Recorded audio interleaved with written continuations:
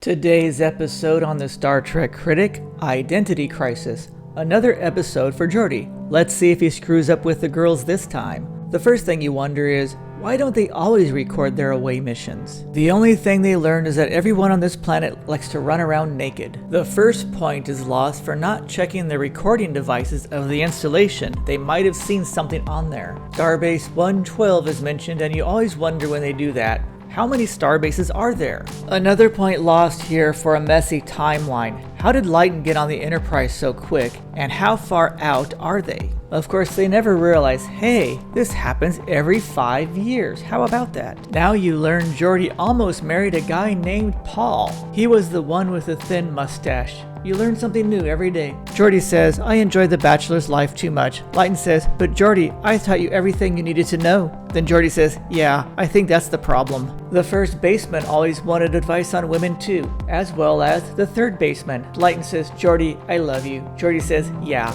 I know. Riker, of course, is standing over the hot girl. Then he has to come over here to readjust. We call that Picard maneuver number 1. Riker now eyes her like a creepy old man. She's thinking, did Wesley have the same problem? No wonder he quit.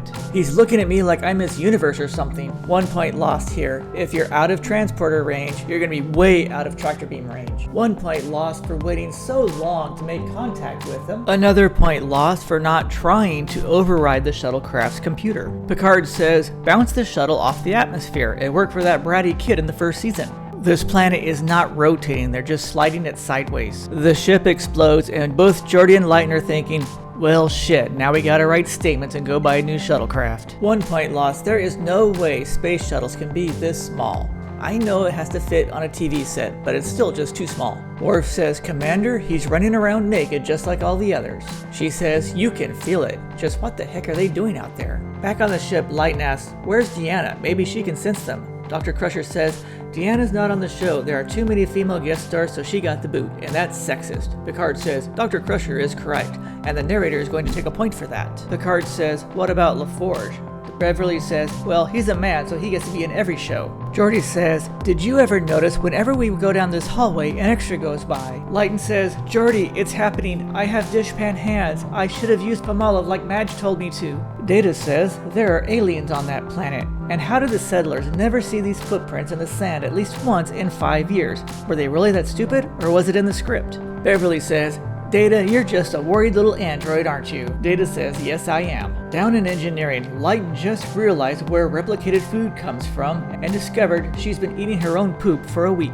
And if you're turning into a blue lizard, you should have a private room in sickbay, not in the middle for everyone to see, so -1 point. She says, it's inside of me. That's what they said in Aliens. Beverly is really close to a solution, but she really doesn't get credit for anything, does she? Geordi says, I number 1. Data gets around in this episode. He was on the bridge, then sickbay, and in engineering, just like Geordi. Nurse Ogawa says, her body temperature is dropping. Maybe we should put her in a warm room. But Beverly says, no, she has to be out here in the middle of sickbay so everybody can watch her. Geordi is thinking, hey, if I recreate this on the holodeck, it will save the production crew money in creating another set like the cheap bastards that they are, and I might get lucky with the holographic version of Mendel. 1 point lost for not having a medic follow Geordi around all the time. I mean, they've got a crew of 1,000, that's what they're for. Geordi discovers he has dishpan tans too. -1 point for the frozen holographic characters moving. Geordi discovers the culprit. This would be a good time to have a medic following him around now, wouldn't it? Dr. Crusher finds the culprit and discovers Geordi is missing. She's thinking, well, if we had a medic follow him around, this wouldn't have happened. That was stupid of us. They open the doors and thinking, great, is Geordi doing one of his holodeck fantasies again? Worf is thinking, why do you humans always want to get naked on this planet? Seriously, when has the security lockout ever worked on the transporter? According to the stardate, only a day has passed, and that's not possible, so -1 point. 1 point lost here because the captain's log doesn't tell you how much time has passed since Geordi beamed down to the surface. Picard admits the ship's limitations. Riker says, I number 2.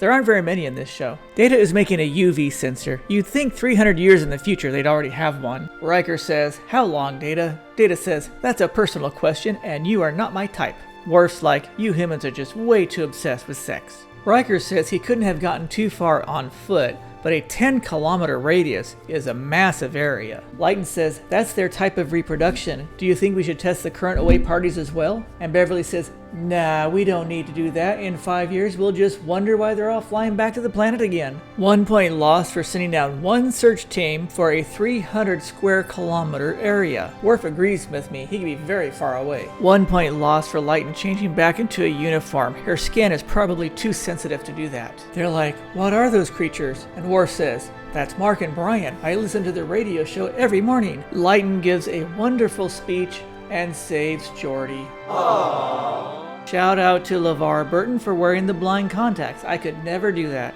Lighten says, I love you. Geordi says, I know. Then they ask, do you think we should at least test the away team so they don't come back in 5 years and do the same thing? And they're like, nah. So -1 final point. So who were these aliens? Mona Groot was born in Norway and was Miss Universe in 1990. After that, she got a job flying spaceships. Dennis Matalone is a stuntman with 150 stunt credits as well as stunt coordinator for TNG, DS9, and Voyager. Amik Byram is a vocalist on more than 50 movies, including the Kelvin Trek movies. He will be back in Season 7. Marianne Plunkett has 53 screen credits including Little Women, Murder, She Wrote, and Matlock. Identity Crisis, one of the rare times they leave behind Starfleet officers, gets a score of 85. Yes! Thanks for viewing. Be sure to leave comments below, click that like button, the share button, that subscribe button, and I'll see you again next week.